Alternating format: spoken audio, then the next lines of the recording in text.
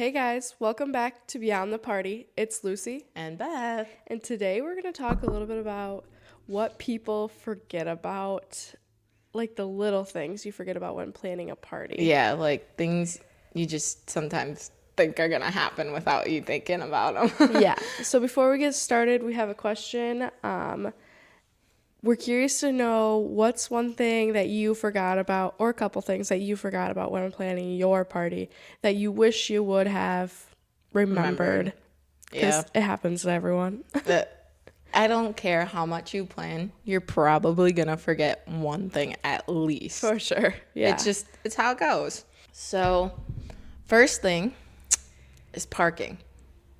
It's the first thing that happens at a party is people need to park. Yes. So, depending on what time of day your party is at, you might need lighting, or if it's not at night, you're just going to need signs, or like just make sure people know ahead of time. Like, yeah. And I don't know, I've gone where to to places where there's like really no lighting out there, which also kind of makes it difficult. You got to remember, like, people are drinking, they're going back to their vehicle, and usually, yes, there better be one that's sober, but there also are those people that are a bit tipsy that need a little bit of light to get back to their vehicle. Or they have little kids and they need to get back to their vehicle with their little kids. It's It's just more convenient if you have a little bit of lighting out there. Something helps. It doesn't have to be a lot, just a little bit of something. just so you can see something. Otherwise, pitch black. Yeah. You gotta press the button to your keys on your car so you can you can find your car. Another thing is parking signs. Where are they supposed to park? Yep. Flags or tape or something strung up if you're doing this like at home in a field or something. String that up so people know that they have to go that way rather than another way, so they don't drive where you don't want them to drive. Yeah, you don't want people parking where you don't want them parking. Yeah, because it's a hassle to get them to move their vehicle then. So, Okay. Next up, porta potties. No one wants to pee outside, guys. The woods at a party ain't it. Okay, you gotta think about where you're gonna put them first of all. Like, you don't want them close to the party because sometimes gross. they smell. That's gross. And no. Another thing you have to think about is if you're going to put something outside, like amenities, like if it's a wedding, you usually want to more than if it's a graduation, it doesn't really matter. But you might want to think about your table and if you're getting a fancier one and if you do get a fancy porta potty, you got to think about how a truck is going to get it in there. That was one thing we saw at a bigger wedding was they had a great spot, but it wasn't good for a truck to pull it up through. Right? Yeah. You really have to remember, okay, can I pull a truck and trailer through here easily and park it here without being sketched out by doing this? Yep. And you don't want to tear up your lawn because you want it to look good. So it's on the side of a hill, it's probably not going to work. Well, you got to think people got to sit on the toilet too. So you can't be tipping down the hill. And they can level it out, but it's just not you that can much. only level it out so much. Another thing with those bigger porta potties is electricity. You have to make sure you have electricity and the right amount of electricity. So if you end up with a generator, it has to be the right size. Yes, so talk to your porta potty people. Figure out what the trailer needs. It's very, very important. A lot of times people come to us and say, our porta potty supplier said we need this amount of amps and we need it to only be dedicated to the porta potty. That's another thing. Usually for the porta potty trailer, you have to have a separate generator or outlet for that compared because it to takes your DJ so much. and your caterer. And even, DJ's another thing to talk about. But yes, you need to talk to them, figure out how much it's going to take, and go from there. Lighting, people need to see when they enter a porta potty, especially if it has steps. You don't want people tripping up them. If you're just entering a regular porta potty, you don't want to have a big mess outside of it. So lighting helps a lot, even if it's just a little string light above them or anything. Literally, you could put a lamp out there. It just yes, people got to be able to helps. see. Another thing is if you don't have it in your budget to get a porta potty that's like $2-3 grand, I mean, that does get to be really expensive just to use the bathroom in it.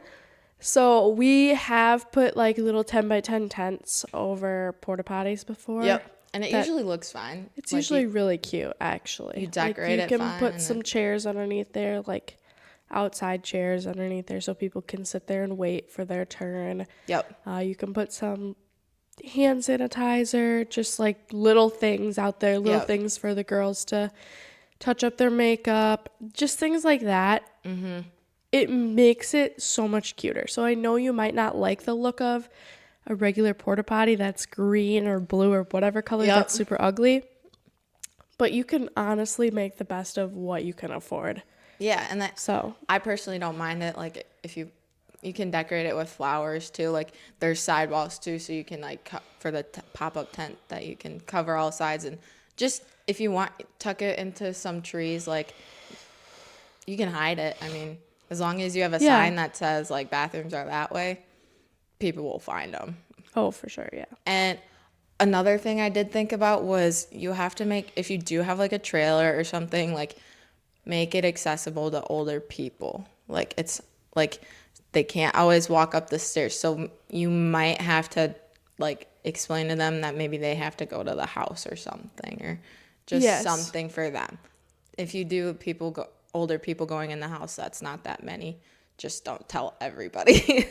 Maybe just like make the accommodation for those people that are closer to you. Usually the elderly that come to your place, you look up to them, you have a good relationship with them. So maybe just talk to them about it, let them know that they're welcome to use the house if they're not comfortable with going up the stairs. Yep. Rather than telling the whole crowd. Yeah. That'd be a weird announcement. Yeah, just a little. Electricity, because we don't live in the 1900s anymore, guys.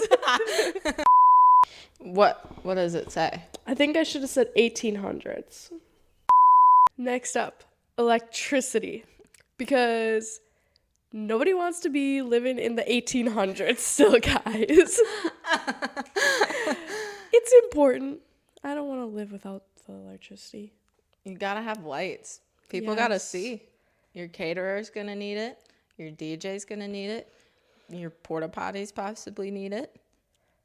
Music? Are you gonna have music? You don't want a dead party. No. So generators are usually your top go if you're far away from like a building or something. Otherwise, extension cords. Some people actually run like a whole panel, like a power line out, and put a panel out by the tent. I have seen that. It's actually kind of cool. Kind of convenient. It works pretty good. Just depends on like who needs electricity and how much they need. Yep. We seen that last year at a wedding. Mm-hmm. The guy was actually an electrician, so he knew what he was doing. But they actually even buried like the line in the ground, because you don't have to go real deep for something. So you just, and then you're able to pull it back up too once you're done. Yeah. And then it just makes it easy. And then you only have one cord running. That makes a difference too. Yes. And there's no tripping hazards then. Yep. It's not ugly. It's hidden. You don't have the sound of a generator. Mind you, generators are actually pretty quiet these days. Yes, they are.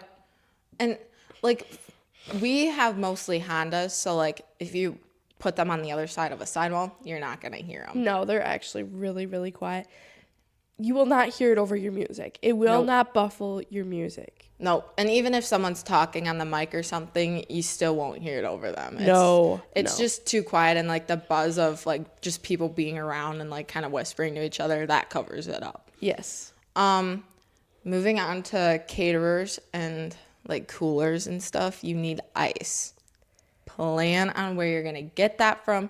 You can't get it too early because you don't want it to melt. And unless you have a freezer space to put it in. But that's a lot of freezer. But that's a lot of ice. And you have to make sure you have people to refill ice if need be. Like, you don't want to be the bride filling your coolers up. Or the groom. You don't, like, assign a friend that's not in the wedding party. Be like, hey, can you help us? Mm-hmm. Assign someone that's not super important. I mean, you can do someone that's in the wedding party, which is totally fine. Mm-hmm. It's just usually you guys have things that you're doing, right? Yep. So if you assign someone who's not, then let them do that. Or maybe your bar service will be willing to put the ice in the coolers. Talk when to they them. need Caterers could do it too, just though they're not always there. They're not there the whole time, so it might have to switch from someone later. Yeah. But those are just little things to think about that make a whole lot of difference, because cold drinks make a party. Continuing on drinks and caterers. Garbage cans, because otherwise you're going to have trash everywhere. Yes, you don't want trash all over the tables. You want plenty of garbage cans. Rent them from us, and we'll send garbage bags with them. Mm-hmm. You will not have to buy the garbage cans then. Garbage cans are expensive. Yes. And $7 to rent a garbage can isn't that bad, actually. No. No. And they come with 3 bags each? It's 2 or 3. I usually put 2 in, because that's what something I remember like being that. told. 2 or 3. It's bags in each garbage can. Mm-hmm. So then you have those in there, and then you're set. You can have them in there. You can replace the bag once during the night. And if you get a couple garbage cans, then you won't have to refill. That's another take 'em thing. out. You have someone on duty to take care of that. When that's full, someone empties that, gets rid of it, and puts the new one in. Taken care of, all done. Yep, no worries then. And actually, I know a lot of people don't like the look of garbage cans. It's a garbage can. I'm not really sure what you're supposed to do about it. Garbage cans are not meant to be pretty. But we do have covers, though. Yes, we do have covers. We have quick cover styles, so they're more of a... They're plasticky, and they just they bunch at the top almost. Yes. And then we also have fabric ones, but to me that's kind of really disgusting because they just get washed and reused. But that's in my opinion, that's kind of gross. So I like the quick cover ones. But yeah. I mean, if someone sees a garbage can, they're not going to be like, oh my gosh, they put a garbage can in the middle of the party. No, they get it. You have to have a garbage can. And you could put them to the side too for pictures and stuff. So it doesn't need to be in the middle of everything. You just need them accessible for people to throw their stuff away. So you're not spending the next 24 hours after your wedding picking up garbage. That sucks. It sucks. I've done one, I've picked up garbage for, I don't even know what it was, but it takes way too long, and you're just sitting there picking up little pieces of garbage. It sucks. Okay, to add on to this, if you do rent them from us, we do not take the garbage back home with us. Yes. That is your responsibility. Get rid of it. We're not garbage disposal people. Yep. So think about how you're going to get rid of it. Are you going to be able to put it at the end of your driveway when it's time for garbage pickup, or are you going to have to take it to a dump?